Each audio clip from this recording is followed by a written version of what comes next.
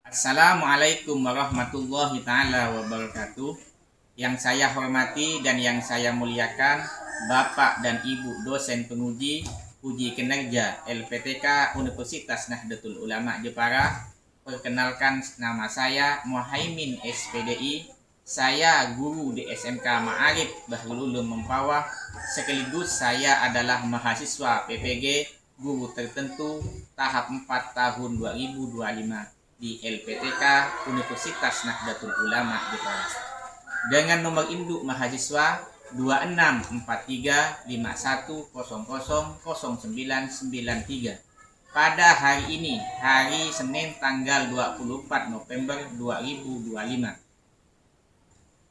saya akan melaksanakan praktek pembelajaran dalam rangka penilaian ujian kinerja di SMK Ma'arif Bahrul Ulum Mempawah. Berikut video pembelajaran saya, dan ini adalah KTP saya. Baik, terima kasih Bapak dan Ibu semuanya. Sekian dari saya.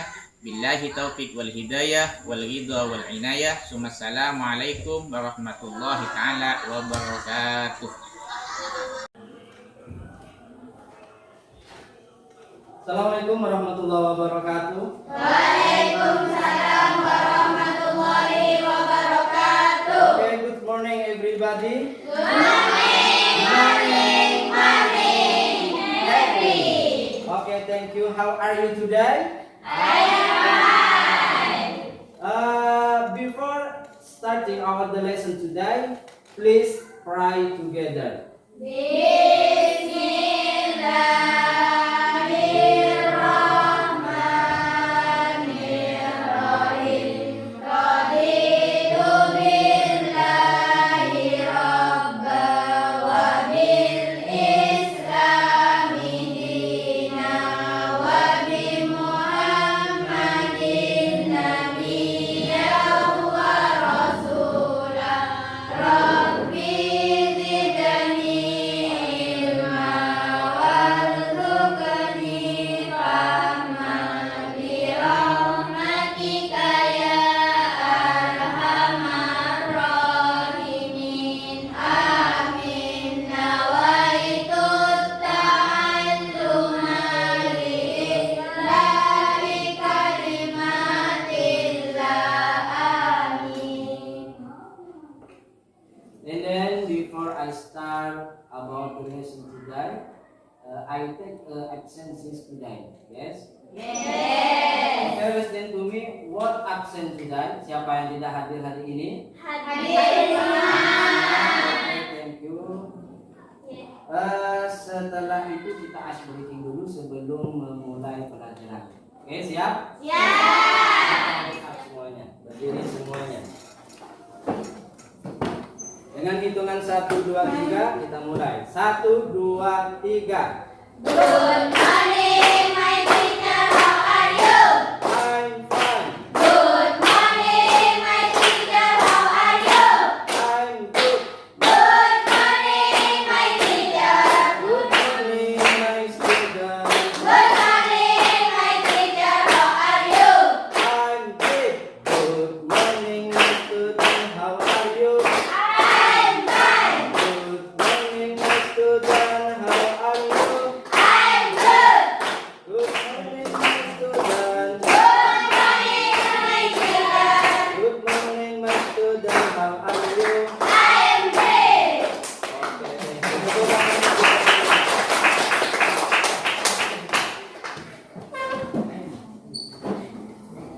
Sebelum pelajaran dimulai, kita pertanyaan pemantik dulu terkait materi pada hari ini ya. Jadi pemantik ini kita mengisahkan ke hal yang nyata sehari-hari yang kita pernah lakukan atau pernah kita membuat ya, terkait tentang naratif teks atau kisah-kisah nyata yang pernah kalian lewati atau pernah kalian alami. Contohnya seperti hal yang tidak ada diadakan. Contohnya seperti kisah seorang teman dengan teman. Biasanya kalian itu menceritakan hal apa yang ada aslinya tapi ditambah-tambahin ya. Tuh. Kemudian kedua itu hal yang terjadi sepertinya mitos sebuah tempat padahal itu tidak angker tapi dilebih-lebihi itu menjadi angker. Setelah itu ada fakta kejadian di mana itu kemudian kalau menambahkan seakan-akan itu benar-benar fakta padahal itu cerita fiksi. Oke? Setelah itu sebelum pelajaran dimulai ya, saya ingin menjelaskan tujuan pembelajaran pada hari ini dulu ya. Jadi tujuan pada hari ini, tujuan pembelajaran yang pertama itu kita mengembangkan kompetensi komunikatif dalam bahasa Inggris dengan membagi teks lisan tulisan. Jadi kita harus mengembangkan komunikasi secara bahasa Inggris baik itu teks, lisan maupun tulisan. Itu tujuan pembelajaran kita pada hari ini. Yang kedua itu ada mengembangkan kompetensi interkultural untuk memahami dan menghargai perspektif, praktik, kemudian dan budaya Indonesia dan budaya asing. Itu cara mengembangkannya. Jadi kita itu mempunyai budaya, maka itu kita harus mengembangkan. Setelah itu mengembangkan kepercayaan diri untuk berekspresi sebagai individu yang mandiri ya. Kita harus percaya sebagai individu mandiri harus bisa. Yang terakhir tujuannya ialah mengembangkan keterampilan bernalar kritis atau kreatif. Jadi kalian sebagai siswa harus mempunyai nalar kritis dan kreatif. Ya, itu harus fungsi menjadi seorang siswa. Oke, jadi sebelum materi ini silakan kita untuk menyanyikan Indonesia Raya terlebih dahulu. Jadi silakan berdiri semuanya kita menyanyikan Indonesia Raya.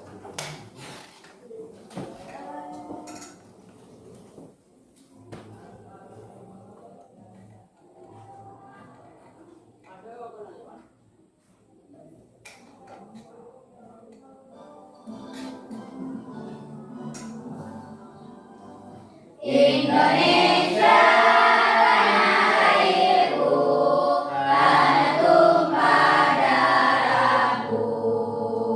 Di sanalah aku berdiri, jadi pandu ibuku. Indonesia kebangsaanku, bangsa dan tanah airku. Marilah kita berseru, Indonesia bersatu. Hiduplah tanahku, hiduplah negeriku, bangsaku, rakyatku semuanya. Bangunlah jiwanya, bangunlah badannya untuk Indonesia Raya.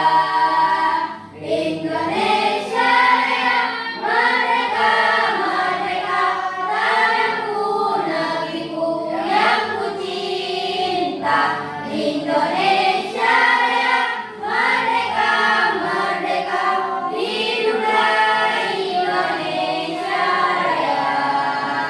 Indonesia Raya, merdeka, merdeka, tanahku, negeriku yang ku cinta. Indonesia Raya, merdeka, merdeka, hiduplah Indonesia Raya. Oke, silakan duduk kembali.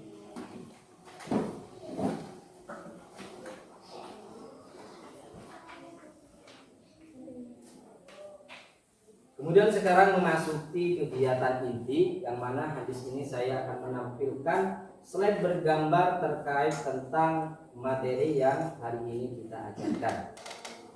Kalian simak baik-baik karena nanti ada sebuah presentasi.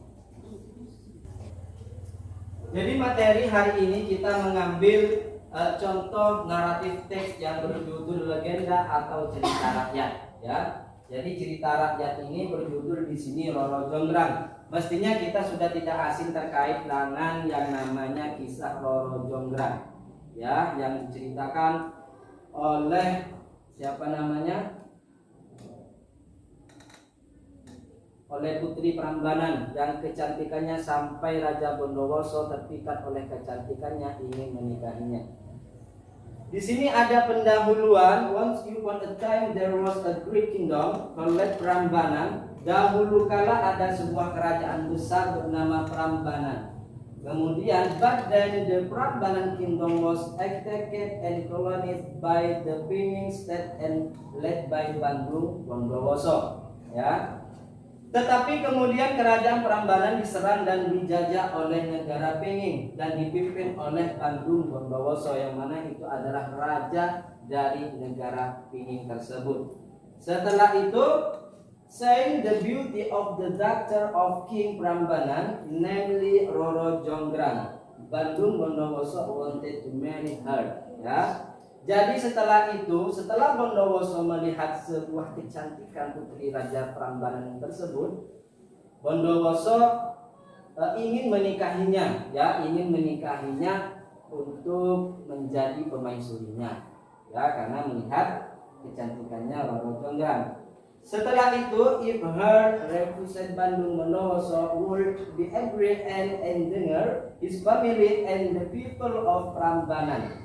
Jika menolak, Bandung Bondowoso akan marah dan membahayakan keluarga dan masyarakat Prambanan. Jadi Bondowoso itu mengancam Roro Jonggrang kalau seandainya tidak mau menikah, maka semua penduduk masyarakatnya dan kerajaannya akan dihancurkan. Ya.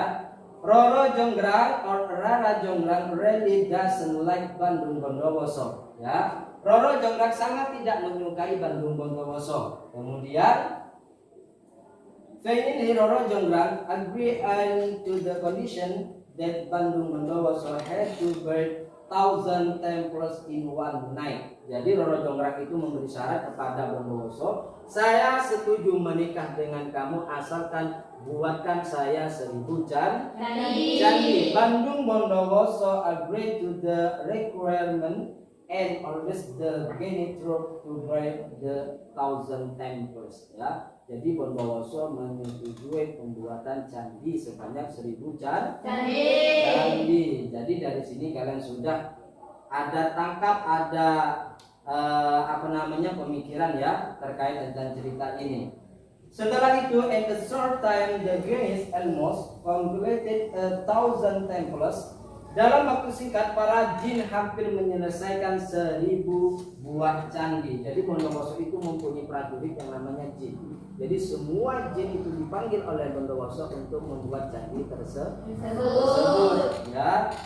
Kemudian meanwhile Roro Jonggrang was quietly observing from a distance. Sementara itu Roro Jonggrang diam-diam mengamati dari kejauhan. Jadi Roro Jonggrang itu sangat mengamati gerak-gerik Bondowoso ketika membuat candi yang mana dibantu oleh jin. Ya, setelah itu worried that the 1,000 temples will become complete, Roro Jonggrang ordered the royal servants together and burn the straw. Ya. Setelah itu Roro Jonggrang memerintahkan para pelayan kerajaan untuk berkumpul dan membakar jerami. Ya, karena pagi sudah hampir tiba, kemudian candi hampir selesai, takutnya candi selesai terlebih dahulu. Kemudian Roro Jonggrang membuat trik membakar jerami seakan-akan itu adalah matahari yang timbul, supaya apa yang dilakukan oleh Bondowoso tidak terlaksana. Setelah itu para jin mengira sinar terang dari api sebagai fajar dan bergegas meninggalkan tempat itu. Roro Jonggrang segera menghitung jumlah candi, ternyata hanya ada 999 candi. Ya, ternyata hanya ada 99. Kemudian Bondowoso pun gagal memenuhi persyaratannya. Ya, itu adalah trik Roro Jonggrang supaya tidak menikah dengan Bondowoso. Setelah itu dia menjadi sangat marah dan mengutuk Roro Jonggrang menjadi candi ke-1.000. Sampai saat ini candi-candi tersebut masih ada dan berada di kawasan Prambanan, Jawa Tengah disebut Candi Roro Jonggrang. Setelah itu untuk melengkapi 1.000 candi, maka Bondowoso dengan marahnya mengutuk Roro Jonggrang menjadi candi ke-1.000 yang tepatnya di Prambanan. Inilah salah satu contoh patung dari Roro Jonggrang tersebut. Dari video pembelajaran atau template pembelajaran ini ya, jadi Roro Jonggrang ini adalah kisah legenda yang nyata tapi tidak faktual, yaitu fiksi ditambahkan ya. Jadi kalian sudah ada tanggapan atau ada gambaran terkait tentang materi video pembelajaran tersebut? Sudah ada ya, Roro Jonggrang itu siapa, kemudian Bondowoso itu siapa ya. Nah, setelah itu kita memasuki ke materi pada hari ini.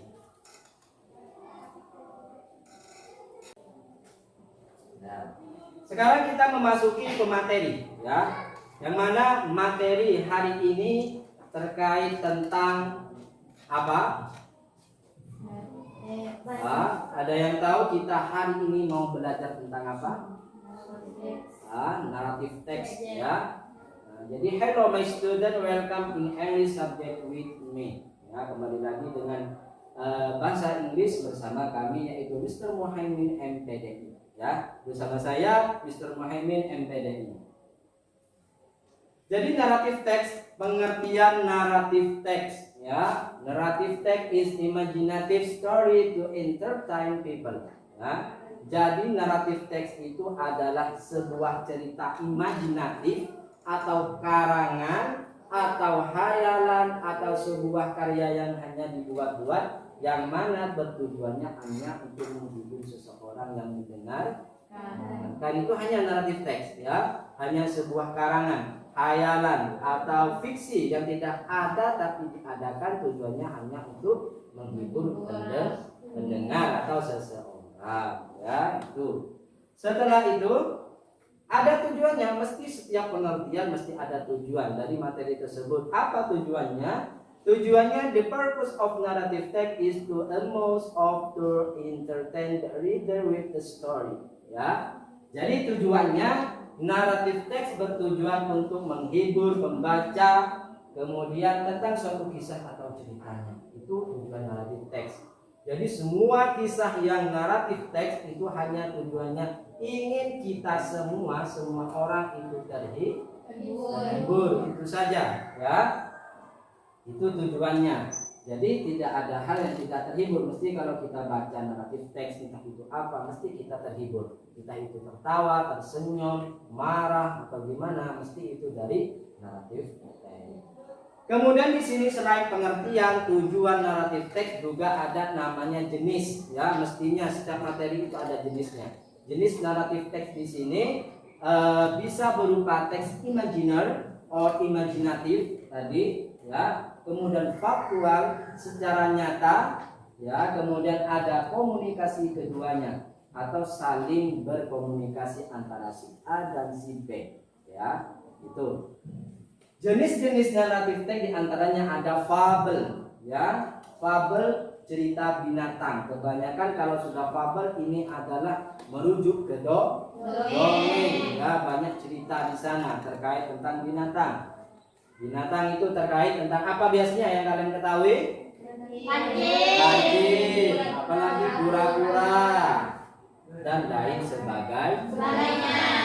Itu namanya termasuk jenis naratif fabel ya, tentang cerita binatang. Setelah itu myth ya, ada cerita mitos, mistis, horor.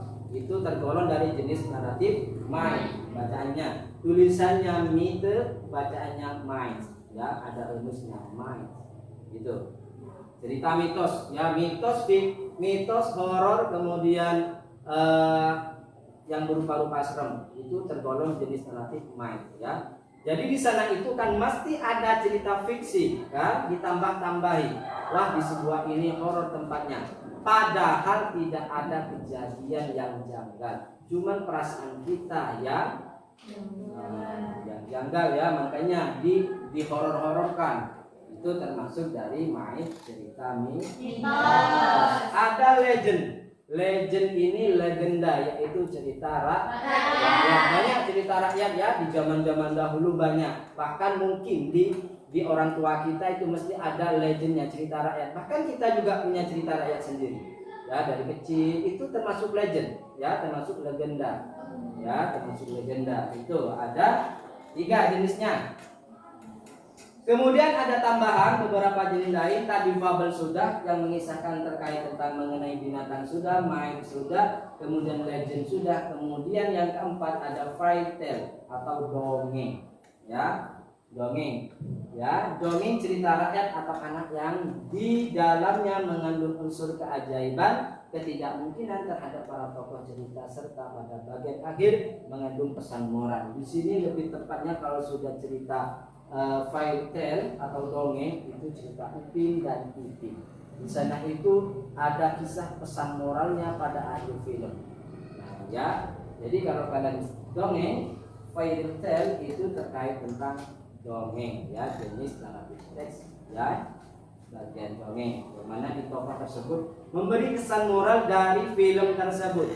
Itu termasuk salah satu fairy tale. Setelah itu ada love story, ya, yaitu cerita cinta. Mestinya kalau sudah cinta kalian ada gambaran, wah ini cinta, wah ini cinta, mestinya ini cinta. Apa cinta tersebut atau love story tersebut?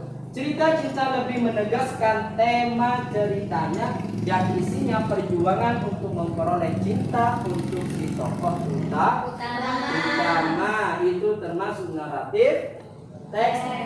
Itu juga pernah yang kita rasakan. Kita mengejar si tokoh utama untuk mendapatkan cinta tersebut. Itu juga apa yang kita lakukan juga termasuk naratif teks. Apakah fiksi, apakah faktual?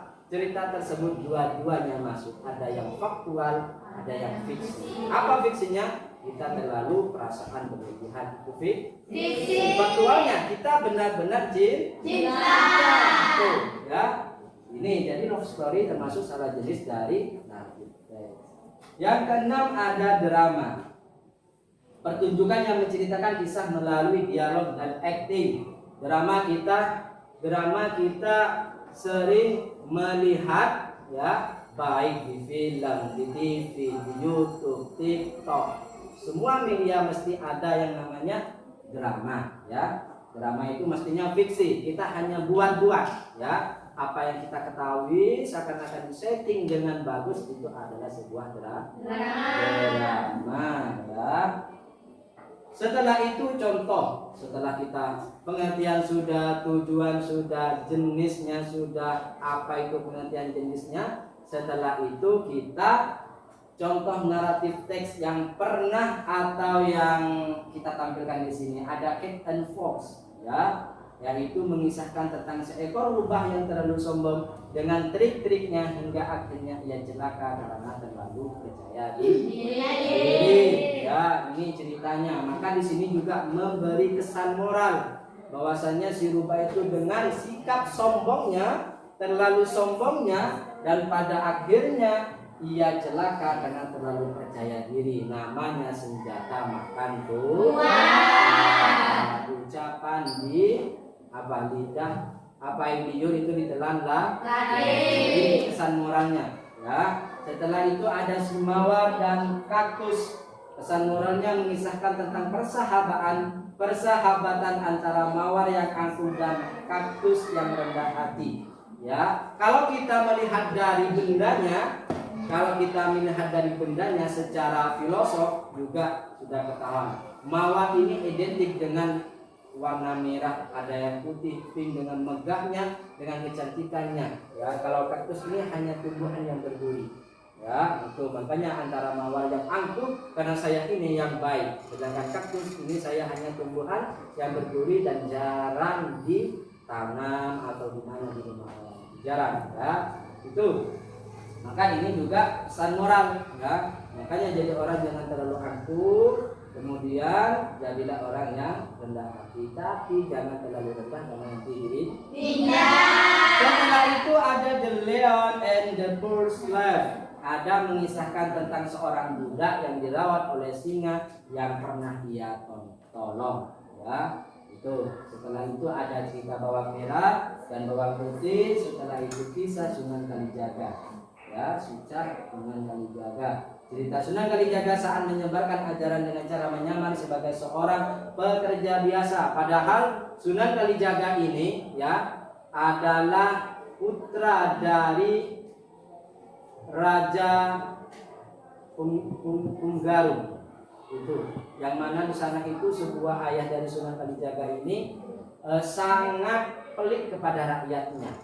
Ya, semua dirampas hak tani para petani, kemudian ditimbun di kerajaannya. Makanya Sunan Kalijaga menyamar menjadi pekerja biasa untuk bisa mengambil semua apa yang mereka sudah kembalikan ke rajanya, dikembalikan lagi kepada rakyatnya. Itu ya dari kisah ini. Setelah itu ada generic struktur naratif teks ya. Jadi generic struktur itu ada pembagiannya. Naratif teks itu ada pembagiannya. Di antaranya ada orientation, yaitu pendahuluan. Mesti sebuah kisah itu ada pendahuluannya, ya. Ada pendahuluannya. Mesti sebuah kisah atau setiap kisah mesti dimulai pada zaman dahulu. Ya, itu orientation. Kemudian di mana karakter, setting dan waktu cerita sudah ditetapkan. Oh, kita syuting di sini. Itu sudah di sini. Jadi semuanya orientation itu sudah ditetapkan. Misalnya ada one unicorn, a time there was a wolf lived in the forest. Dahulu kalau ada seekor serigala tinggal di hutan. Ini contohnya orientation. Setelah itu struktur generiknya yang kedua ada complication or problem. Mesti di sebuah kisah ada yang namanya permasalahan. Bahkan di kisah kita sendiri ada namanya problem, ada permasalahan ya. Yaitu menceritakan awal masalah yang menyebabkan krisis. Complication biasanya melibatkan karakter utama. Itu komplikasinya. Jadi di komplikasi ini menceritakan awal titik masalah itu ada. Ya. Nah, setelah itu juga komplikasi biasanya melibatkan karakter utama. Siapa yang membuat masalah, berarti itulah titik masalah utamanya, ya. Oke.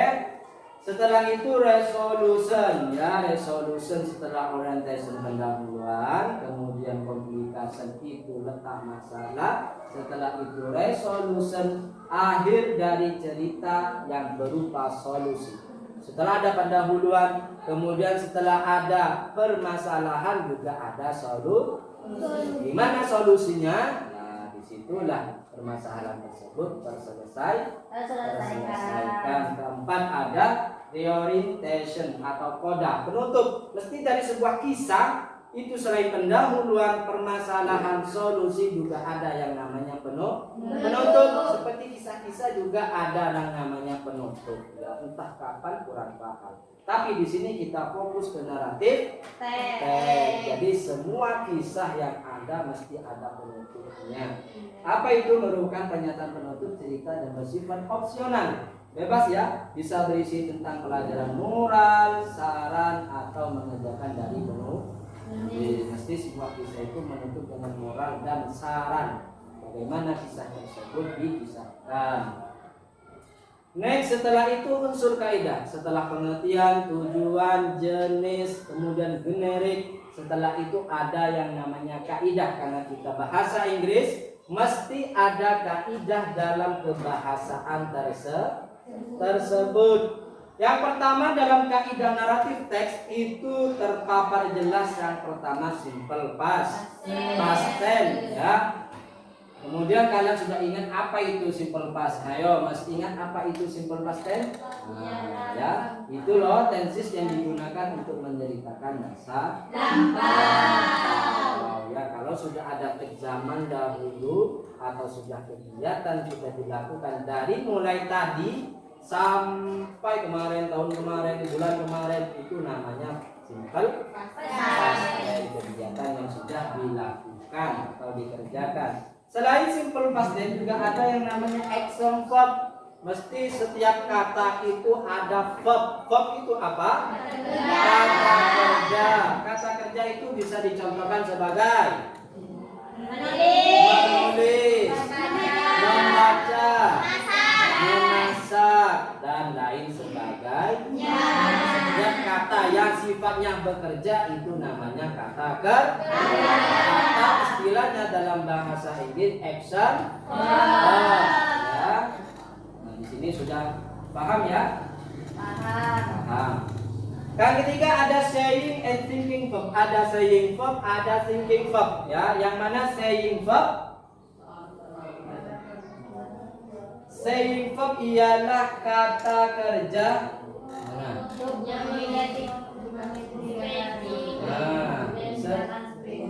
Setelah itu ada thinking verb, yaitu kata kerja menginformasikan.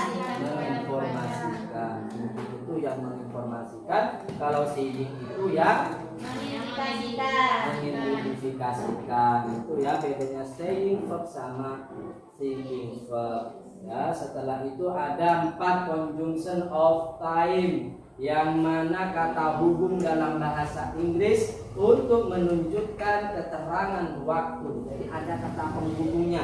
Contohnya di sini kata penghubung seperti before or after, as, soon, kemudian as, until, in.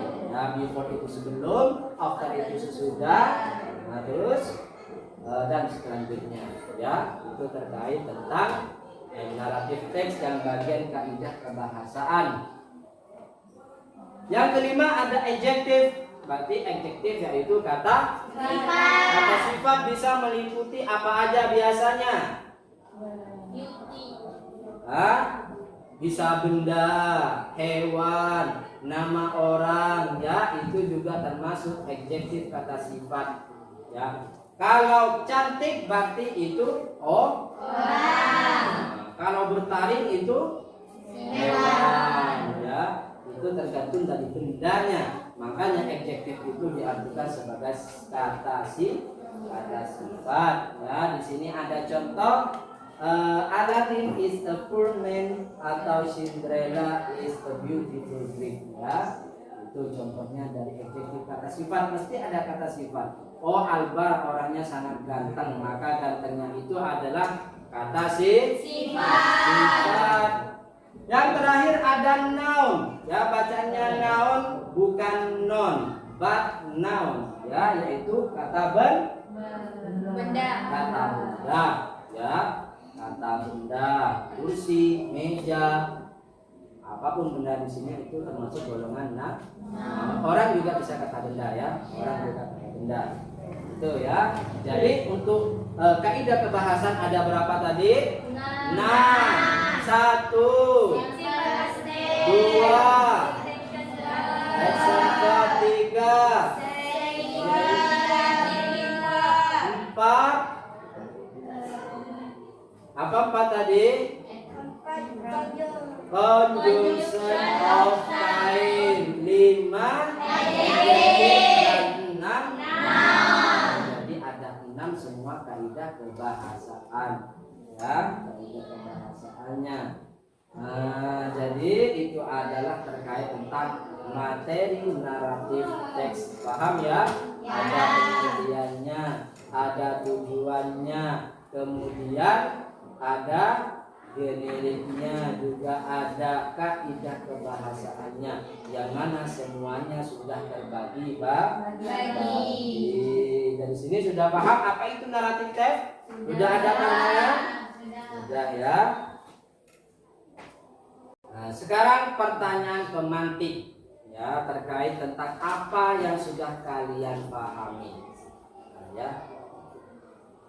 Jadi pertanyaan pemantik ini kalau kita kisahkan ke kisah nyata, pernahkah kita mempunyai kisah seperti naratif teks? Pernah? Coba tunjukkan yang satu dan ceritakan. Ayo bebas siapa aja, ceritakan sesimpel saja. Ayo Aini. Kisah seperti naratif teks. Kisah bebas apapun yang pernah kamu alami selama hidupmu. Dari antara generik yang keberapa kamu yang mempunyai kisah? Di sini kan kemarin di sini ya.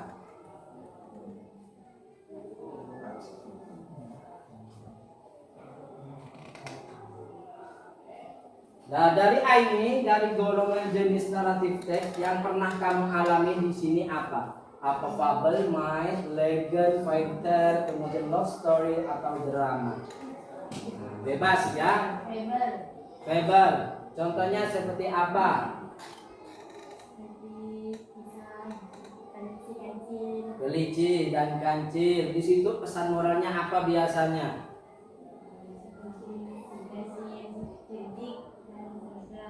Kancil adalah sosok binatang yang cerdik dan cerdas. Itu terkait kisah yang pernah kita alami ya. Berarti Aini pernah menonton film si kancil. Ya, setelah itu dari antara kalian juga yang pernah mempunyai jenis naratif teks di sini permasalahan atau kisah seperti apa? Hah? Mega. Apa dari sini kisahnya? Bebas. Love story, gimana kisahnya? Love story biasanya sesimpel aja, ada pembukaan, isi dan penutup. Karang aja. Biasanya. Hah? Gimana? Love story ya. Mestinya kita punya semua kisah di love story. Ya. Jadi di sini kita semua sudah mempunyai kisah-kisah sendiri, entah itu dari fable, myth, legend, fairy, love story atau drama. Oke, aplaus untuk teman-teman yang barusan bisa menjawab. Setelah itu pembagian kelompok, ya, pembagian kelompok untuk mengerjakan surat atau tugas LKPD. Silakan, kita sudah bagi kelompok ya. Di sini sudah ada 4 kelompok yang mana nanti per kelompok semuanya mengisi soal-soal yang ada di LKPD ya. Saya bagikan dulu.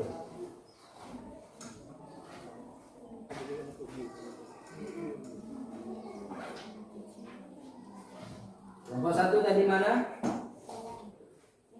Mana? Ya. Ini kelompok 1. Kelompok 2, kelompok 3, kelompok 4 ya. Jadi di LKPD itu ada kisah yang sudah saya paparkan dengan video bergambar tadi yang berjudul Roro Jonggrang. Jadi kalian kerjakan dengan baik dan sesama. Kalau tidak paham tanyakan ke saya, ya.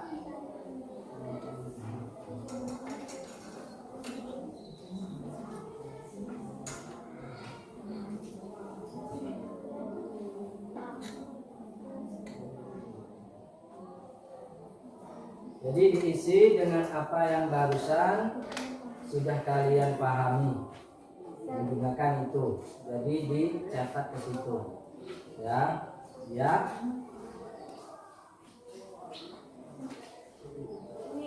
Nah, ada itu nama kelompoknya, kelompok berapa, kemudian di situ ada grade ya. Itu nilai, nanti saya yang kasih nilai per kelompok. Jadi isiannya yang paling bagus nilainya berapa, itu saya yang ngasih ya. Jadi kalian tinggal tulis, jadi di situ ada pembagiannya.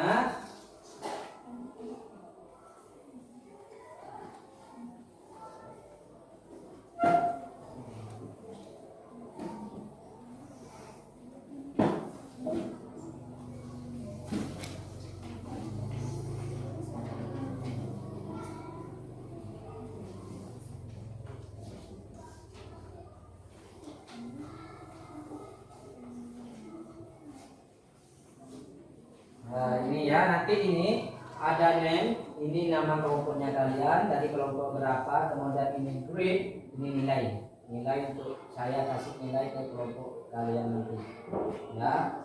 Jadi bisa ini, setelah itu kalian ada activity 1. Jadi yang ditanyakan analisis struktur teks dalam bentuk latihan soal ABC.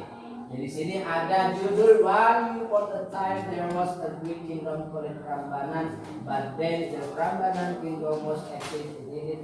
Kalimat di atas termasuk ke dalam struktur apa? Apa resolution, apa orientation, atau orientation. Ya, itu silakan diisi dan pahami betul-betul. Kalau activity 1 sudah finish, continue the activity 2. Ya, kalian lanjut ke aktivitas kedua. Itu yang ditanyakan terkait struktur teks, diantaranya orientation. Apa dari Roro Jonggang orientationnya? Kalian ketik di sini atau tulis. Setelah itu ada complication-nya, permasalahan dari teks di atas. Ya. Kemudian resolution dan reorientation itu kalian tulis.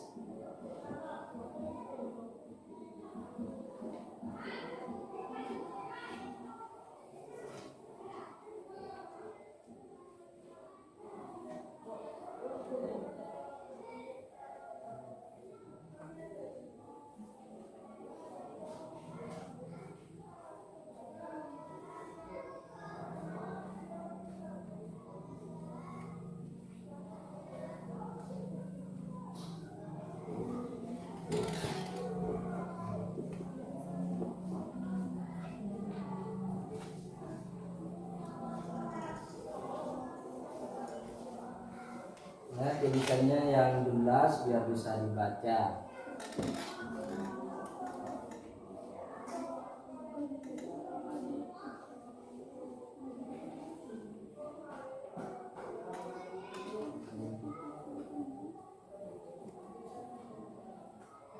Ada kesulitan? Tidak paham ya?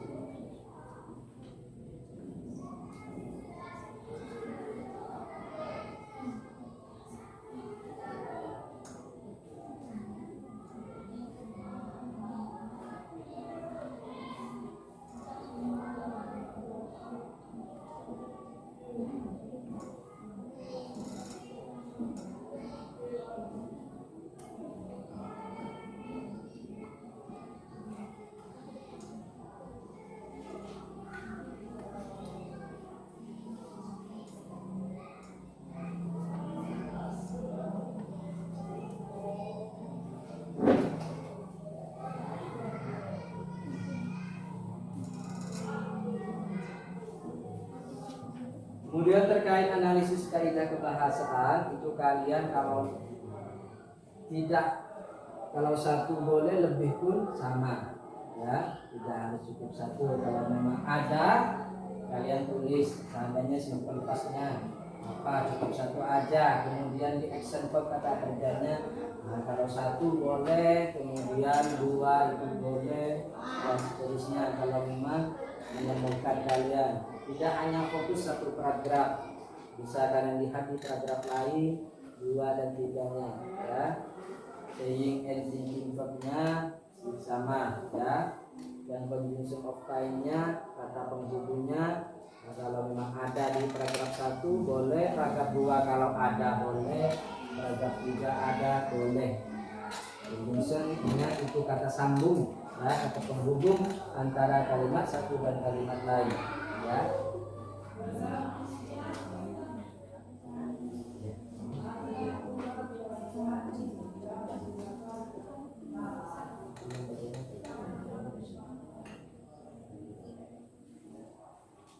Ya, untuk 2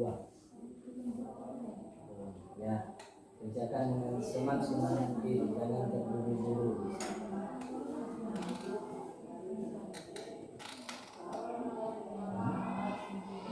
Kalau ada yang bingung bertanya.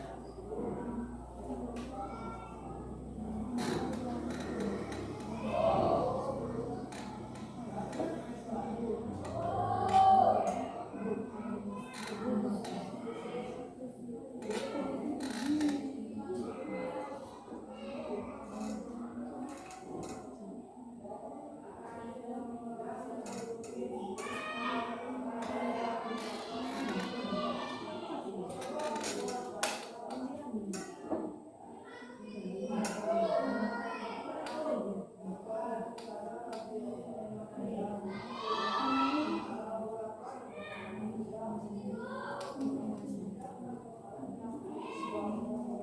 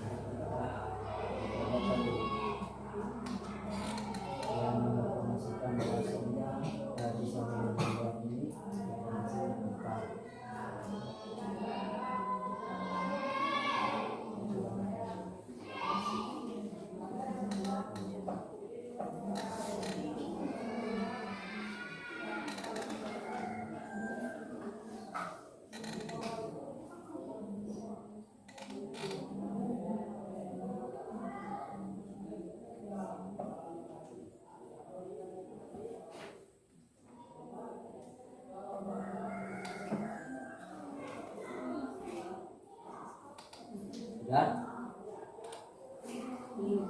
Berapa?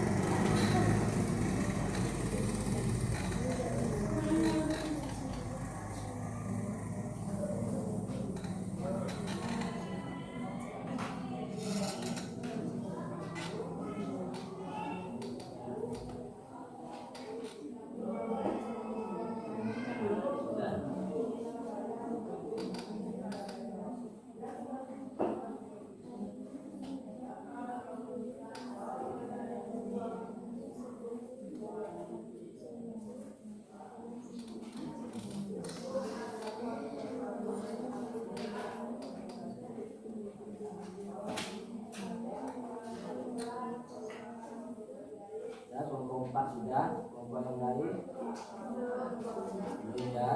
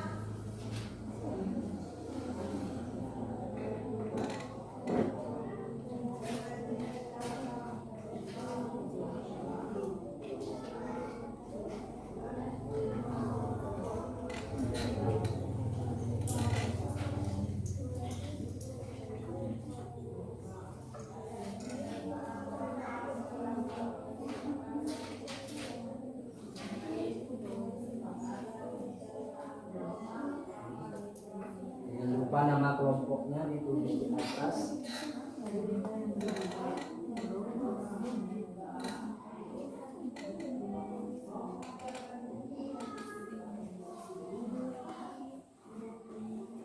Dan setelah itu persiapkan untuk mempresentasikan hadis ini ya. Dipahami, setelah itu maju setiap berkelompok utusan 2 orang saja.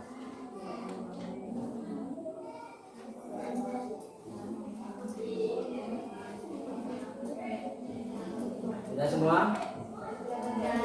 Sudah? Pukul 1, 2, dan 4 sudah semua? Sudah ya?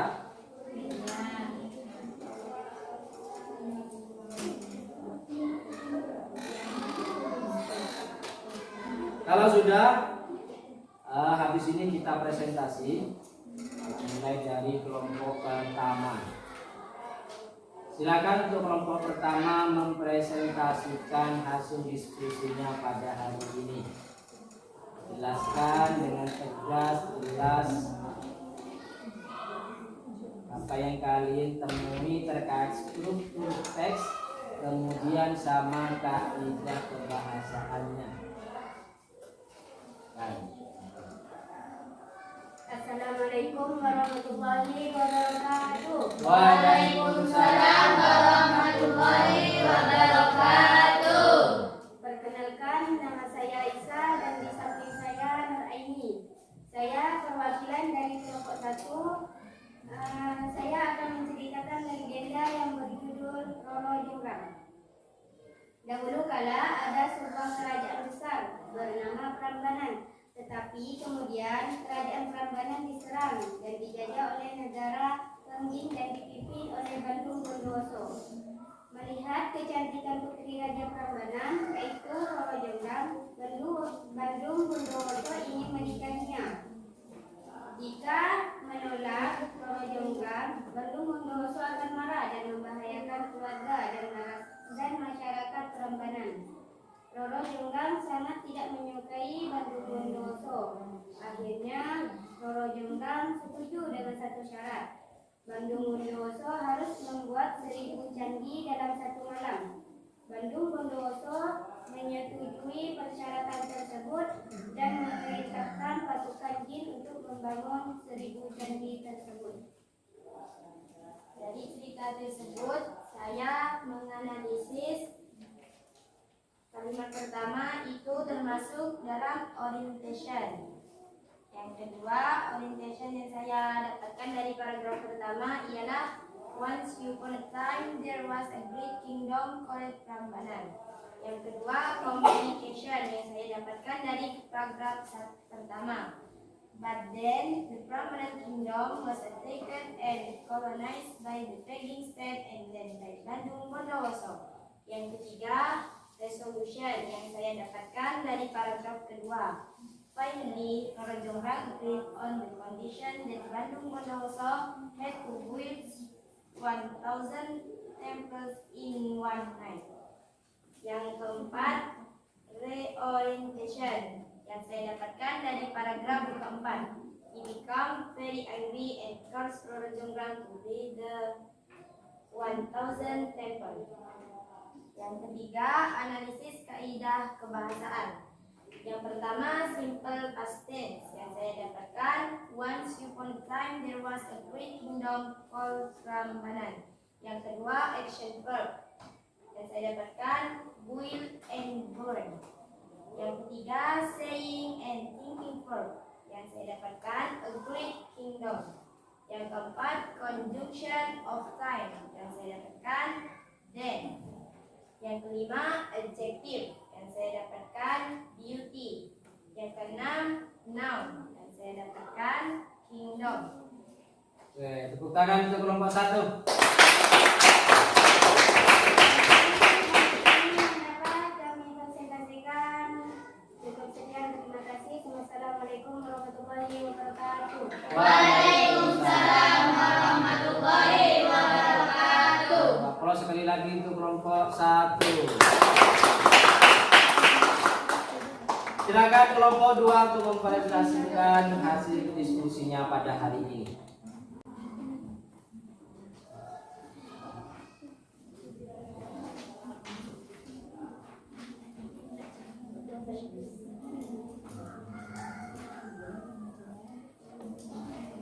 Assalamualaikum warahmatullahi wabarakatuh. Waalaikumsalam warahmatullahi wabarakatuh. Perkenalkan, nama saya Siswa Mega dan bersama saya Putri. Di sini saya akan mempresentasikan tentang apa yang telah kita diskusikan tadi dan yang akan disampaikan oleh saudara saya.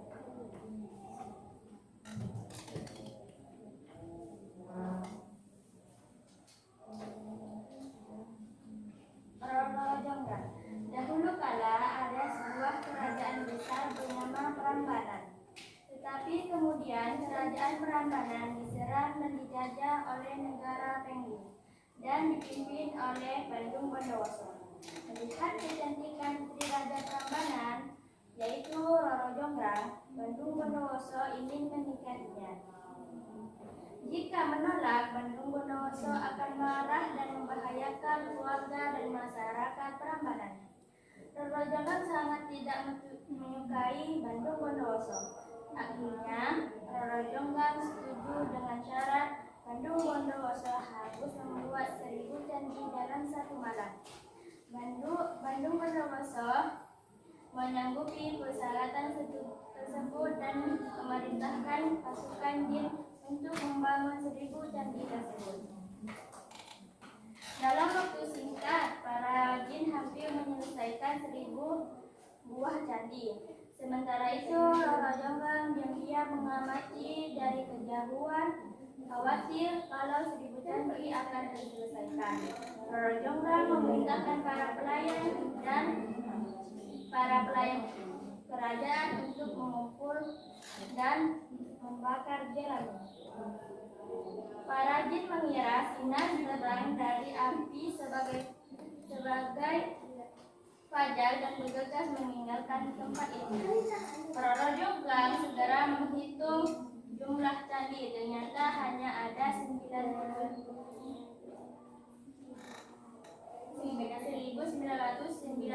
buah dan Bandung Bondowoso pun gagal memenuhi persyaratan tersebut. Dia menjadi sangat marah dan mengutuk Roro Jonggrang sebagai candi yang ke-1000. Sampai saat ini candi tersebut masih ada dan berada di kawasan Prambanan, yaitu di Jawa Tengah, disebut Candi Roro Jonggrang. Di sini saya menemukan struktur teks di antaranya. Pertama, orientation. Contohnya, once upon a time there was a great kingdom called Prambanan. Yang kedua, complication. Contohnya, but then the Prambanan kingdom was attacked and colonized by the Pengging state and by Bandung Bondowoso. Yang ketiga, resolution. Contohnya, finally Roro Jonggrang agreed on the condition that Bandung Bondowoso had to build 1000 temples in one night. Yang keempat, reorientation. Contohnya, become very angry and cross Roro Jonggrang to be 1,000 letter. Yaitu aktivitas yang kedua, analisis kaidah kebahasaan. Setelah itu saya akan menemukan kaidah kebahasaan di antaranya, yaitu nomor 1 simple past tense, yaitu perambanan. Dan yang kedua, action verb, saya menemukan color. Yang ketiga, yaitu saying and thinking verb, saya menemukan great kingdom. Dan yang keempat adalah conjunction of tense, yaitu then. Yang kelima, adjective, saya menemukan beauty. Dan yang keenam, noun, saya menemukan Bandung Bondowoso. Oke, plus untuk kedua.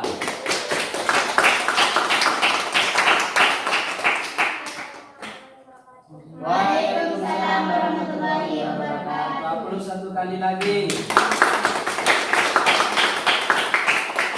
Oke, terima kasih. Selanjutnya kelompok 3, silakan presentasikan diskusi pada hari ini.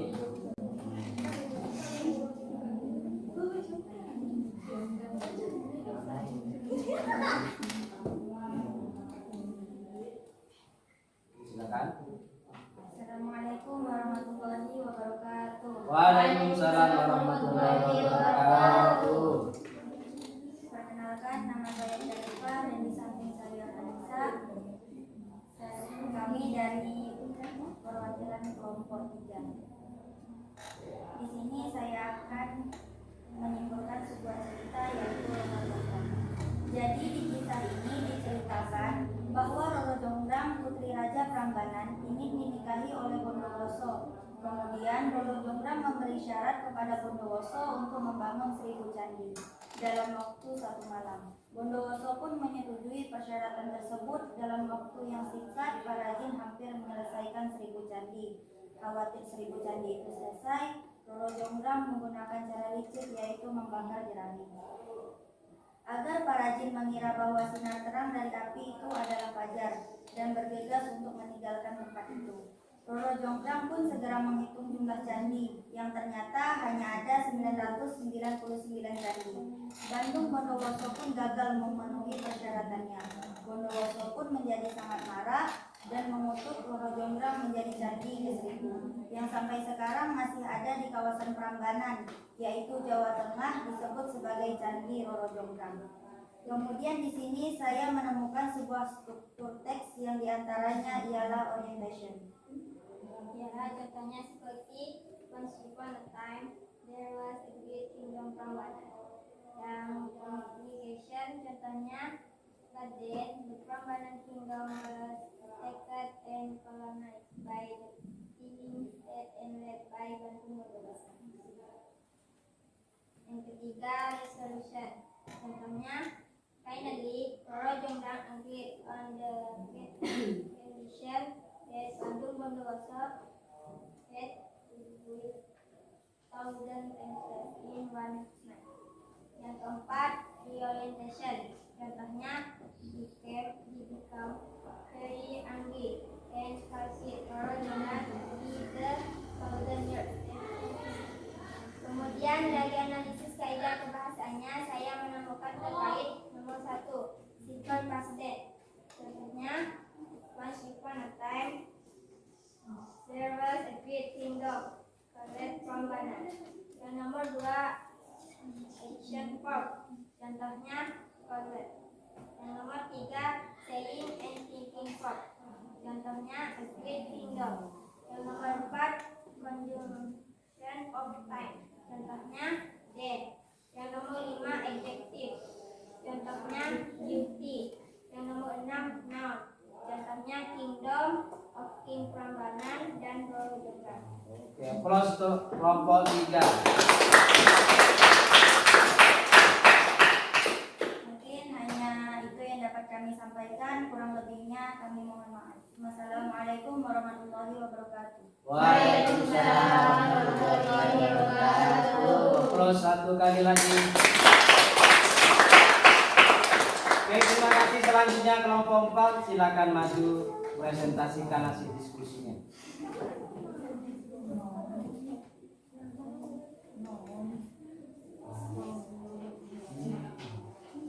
Ayo silakan.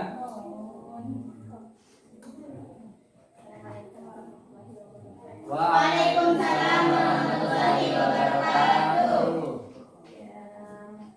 Saya perwakilan dari kelompok 4 ingin mempresentasikan hasil analisis saya tentang cerita Roro Jonggrang. Dahulu kala terletak sebuah kerajaan Prambanan yang berada di Kediri yang dipimpin oleh Bandung Bondowoso.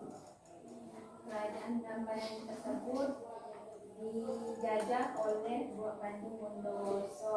Namun Bandung Bondowoso setelah melihat putri Roro Jonggrang tidak tertarik dan ingin menikahinya. Namun Roro Jonggrang tidak tertarik akan Bandung Bondowoso. Oleh karena itu Roro Jonggrang memberi syarat kepada Bandung Bondowoso dengan syarat membuat 1000 candi dalam waktu 1 hari 1 malam. Namun karena Bandung Bondowoso menggunakan perajinnya, Roro Jonggrang khawatir akan menyelesaikan hal tersebut dengan cepat. Oleh karena itu Roro Jonggrang menyuruh para pelayannya untuk membakar jerami dan membuat Bandung Bondowoso ngalah akan syarat tersebut. Dan pada akhirnya Bandung Bondowoso pun marah kepada Roro Jonggrang dan mengutuk Roro Jonggrang sebagai candi ke-1000. Dari bacaan Roro Jonggrang ini saya dapat menganalisis struktur teks yang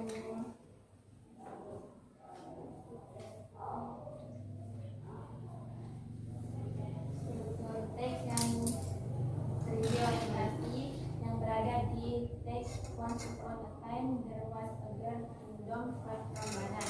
Sedangkan completion berada di bagian Prambanan Kingdom was attacked and coordinated by training set and led by Bondowoso. Sedangkan resolusinya berada di finally Roro Jonggrang agreed on the condition that Bandung Bondowoso had to build 1000 tents in one night. Sedangkan reorientationnya berada di become very angry and told Roro Jonggrang to be the 1000 tents.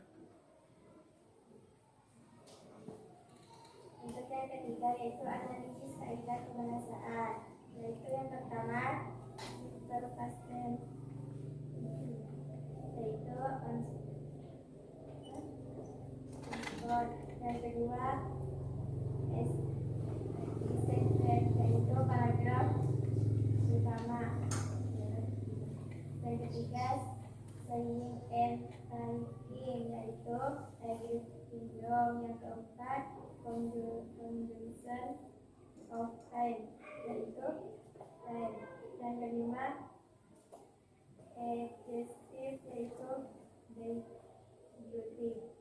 Yang keempat yaitu non, yaitu kingdom of King Prambanan. Mungkin hanya ini yang dapat saya sampaikan.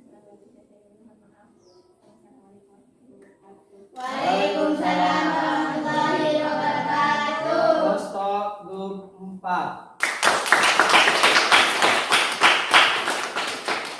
Nah, terima kasih Pros satu kali lagi biar semangat dari. Oke, terima kasih terkait tentang diskusi pada hari ini. Alhamdulillah kalian bisa mempresentasikan semuanya dengan baik ya. Berarti dengan adanya mempresentasikan kalian itu sudah paham terkait tentang materi naratif. Silahkan sekarang itu kalian berdiri lagi, kita ice breaking sebentar biar rasa minat pada hari ini kita latih. Oke? Sudah siap? Ya. Tepuk club the best. I am the best. You are the best. We are the best. Yes, yes, yes. Oke, tepuk tangan kita. Silakan duduk kembali. Jadi pada kegiatan penutup pada pagi hari ini, saya akan mengevaluasi lagi pembelajaran pada hari ini. Ya, mengingatkan lagi bahwasanya kita tadi membahas naratif teks, ya, yang mana itu ada tujuan, ada pengertian, ada jenis-jenis naratif teks, kemudian ada numerik struktur teks, kemudian juga ada kaidah kebahasaan, yang mana tadi kalian sudah mempresentasikan satu persatu terkait tentang generik and kaidah kebahasaan, ya. Jadi ada 6 terkait yang kalian tadi presentasikan, di antaranya ada simple past tense, kemudian ada action verb, kemudian ada saying and thinking verb, yang keempat ada conjunction of time, kemudian yang kelima ada adjective, dan terakhir itu ada noun. Ya, itu kita mengingat kembali apa yang telah saya tadi menjelaskan terkait tentang naratif. Apa tadi naratif teks? Ya. Cerita. Karangan yang dibuat untuk menghibur orang lain. Cerita atau karangan hanya bertujuan untuk membuat orang lain terhibur. Itu ya. Jadi itu terkait tentang naratif teks, ya. Setelah itu, setelah mengevaluasi pembelajaran, maka saya merefleksikan pembelajaran. Jadi pemahaman kalian terkait tentang naratif teks itu sudah paham? Paham ya? Paham. Bertujuan apa tadi naratif teks? Adapun yang kalian tanggap atau ketahui terkait jenis-jenis naratif teks itu apa-apa saja tadi? Ada apa aja terkait tentang jenis-jenisnya? Ada fabel, love story, ya. Kemudian kaidah kebahasanya itu apa tadi? Apa saja?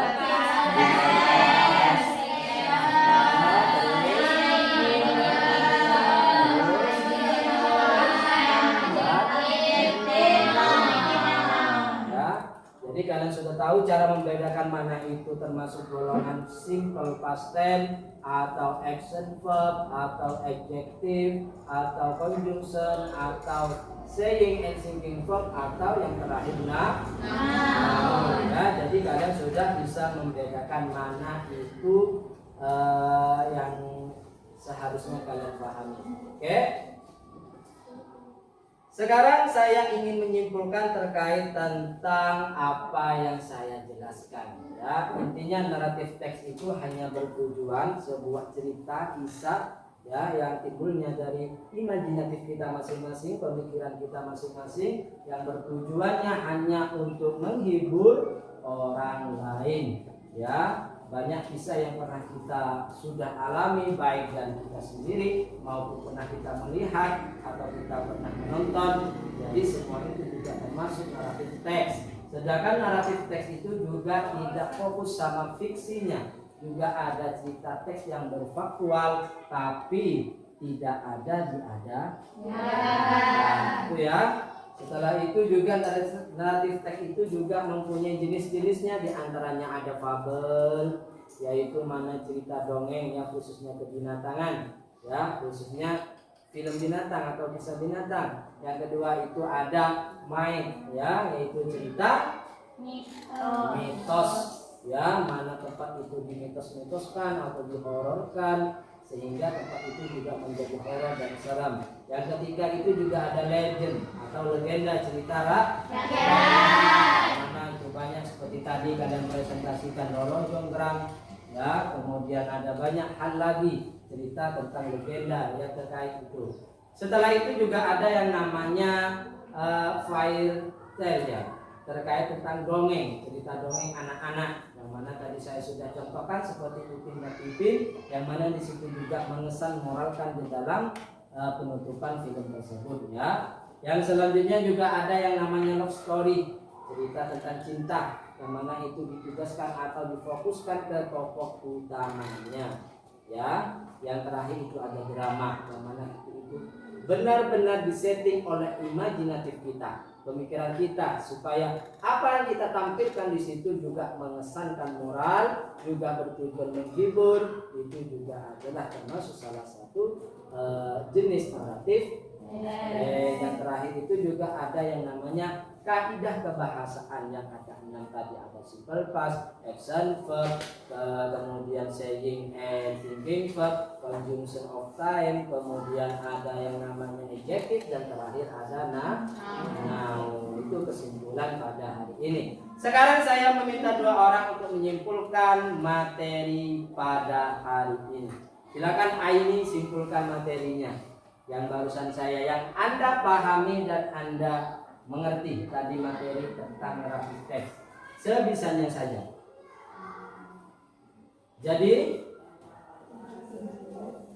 kesimpulannya, apa yang kamu tangkap dari materi hari ini? Kesimpulan dari materi yang saya jelaskan.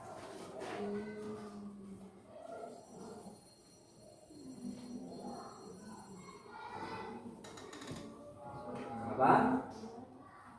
jadi kesimpulannya, kalau kaidah bahasanya, kalau simple past tense ialah menjelaskan tentang masa lampau, sedangkan action verb menjelaskan tentang aksi atau kegiatan yang tampak orang lain. Yang ketiga, saying and thinking verb ialah tentang indikasi atau penginformasian tentang sebuah cerita, sedangkan condition of time menjelaskan tentang menghubungkan alur kata waktu. Yang kelima, adjektif yang menjelaskan tentang karakteristik atau kata sifat. Yang keenam, noun yang artinya kata ganti benda. Ya cukup. Nah, terima kasih. Seterusnya Syarifah, silakan simpulkan apa yang kamu pahami. Bebas, apa yang kamu dapat di materi ini simpulkan sebisanya saja. Ya. Itu bisa.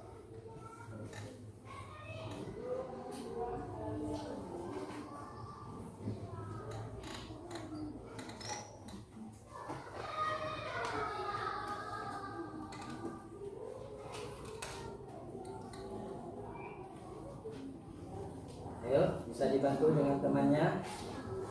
Apa yang kalian bisa simpulkan di situ?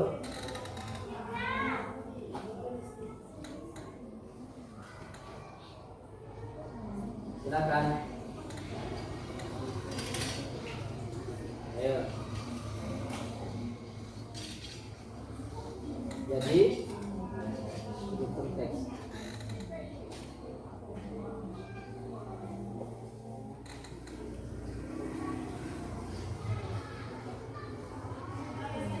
Ayo silakan.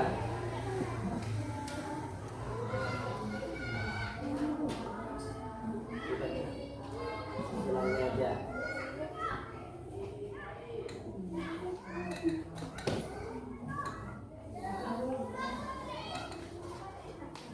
Sudah, oke, tepuk tangan untuk kelompok 2 sudah menyimpulkan.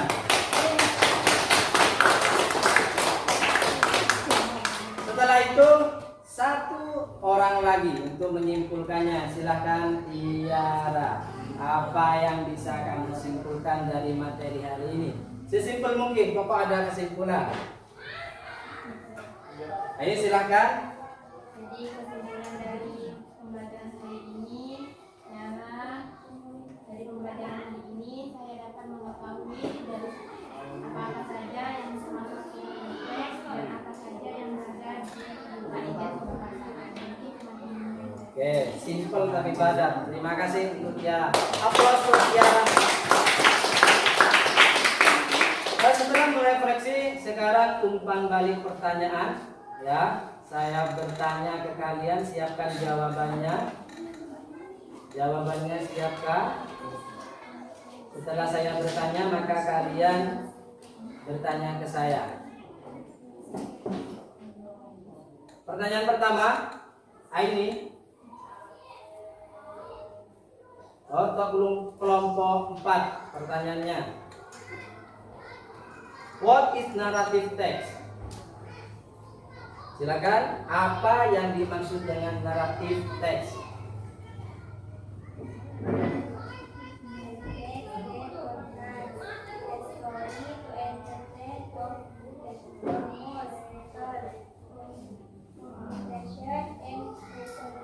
Oke, good, thank you. Applause untuk grup 4. Pertanyaan kedua. Ini, what is the resolution of narrative text? Problem thinking or problem solving, yes? Good, thank you. Applause untuk Aini. Sekarang pertanyaan terakhir, ya.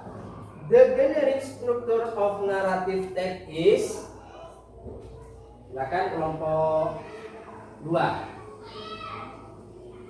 Orientation, resolution, dan end communication. Oke, next.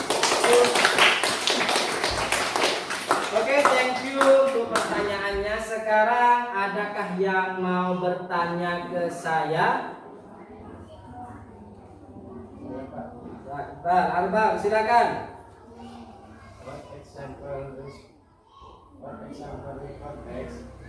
What example recontext? Apa contoh recontext? Bagus ya, Arbang. Jadi contoh recontext, ya, itu diantaranya ada bisa terlambat ke sekolah, holiday, kemudian karena kecurigaan, itu juga termasuk contoh recontext, ya. Ada lagi yang mau bertanya? Ya, Pak. Ya, silakan. Modification narrative text and recontext. Oke, thank you. Pertanyaan yang sangat bagus ya. Pertanyaannya, what modification narrative text and recontext? Apa perbedaan naratif teks sama recontext tersebut? Jadi recontext itu menceritakan kembali kejadian nyata di masa lalu secara faktual. Jadi recontext itu menceritakan secara apa adanya, tidak ada cerita fiksinya. Itu recontext. Setelah itu ada naratif teks, ya, yang mana naratif itu menceritakan kisah yang sudah lama secara fiksi. Jadi perbedaannya, kalau recontext itu secara faktual, secara kisah nyata apa adanya. Kalau naratif teks secara fiksi, ditambah-tambahin. Jadi itu terkait tentang pertanyaan. Jadi saya harap kalian sudah paham apa itu naratif. Jadi sudah bertanya yang namanya recontext itu apa. Kemudian pertanyaannya juga ada apa yang dimaksud naratif teks. Kemudian juga ada apa itu resolution text atau resolution text. Dan terakhir itu duplik struktur teks. Jadi kalian berani bertanya berarti sudah paham terkait materi pada pagi hari ini, ya. Paham terkait tentang materi pada hari ini? Jadi kalian juga tadi bertanya ke saya apa itu yang namanya perbedaan. Berarti kalau sudah ada recontext padahal tidak ada di konteks materi, kalian sudah paham membedakan mana naratif teks dan mana recontext. Dan saya sudah juga menjelaskan apa itu recontext dan apa itu naratif.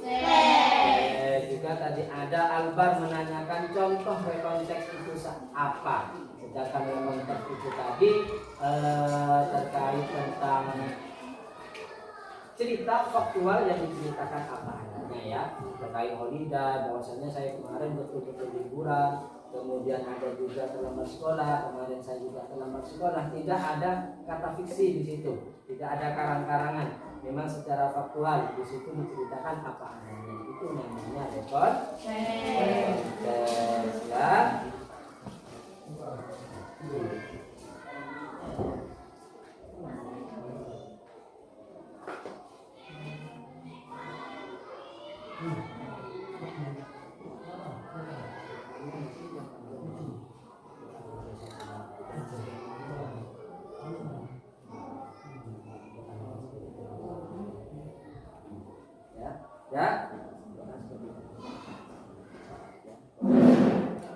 Ya, mungkin cuma ini yang bisa saya dapat sampaikan. Kurang lebihnya saya mohon maaf apabila ada kata-kata yang kurang berkenan. Jadi maafkan ya. Semoga apa yang kita pelajari hari ini bisa mendapatkan ilmu yang manfaat dan barokah. Ya. Dan juga bisa mendapat imbasnya, ya, bisa paham apa itu dalam teks, ya, yang bisa langsung berkisah nyata, ya. Ya, paham nanti. Untuk penutup silakan berdoa.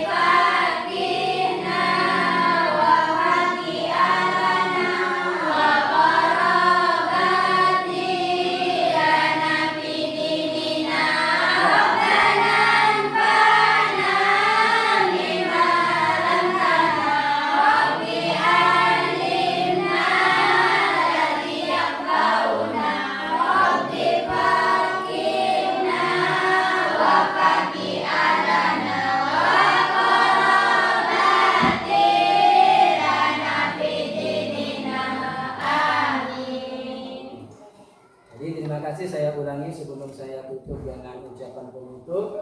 Jadi betul-betul pahami apa itu naratif teks, ya. Dan saya doakan juga semoga materi pada hari ini juga bisa mendapatkan yang manfaat dan berkah. Bisa betul-betul untuk memahami apa itu pengertian dari naratif teks, ya. Jadi jangan sampai kita tidak paham karena tadi saya sudah menjelaskan terkait apa naratif ya, yang mana kisah itu juga kadang nyata dengan kita, ya. Naratif teks itu kadang nyata dengan kisah-kisah yang pernah kita alami dari mulai kecil sampai sekarang. Mesti naratif teks itu pernah terjadi pada diri kita sendiri. Kita kembalikan ke kompleks kita sendiri, ya.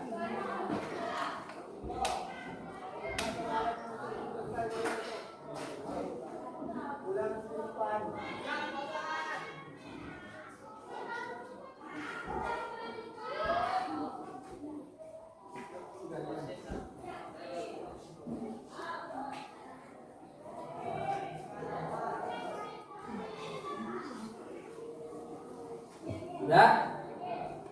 Jadi saya tutup hari ini dengan ucapan alhamdulillah. Semoga dengan harapan kita bisa mendapatkan yang betul-betul bermanfaat. Saya akhiri. Assalamualaikum warahmatullahi wabarakatuh.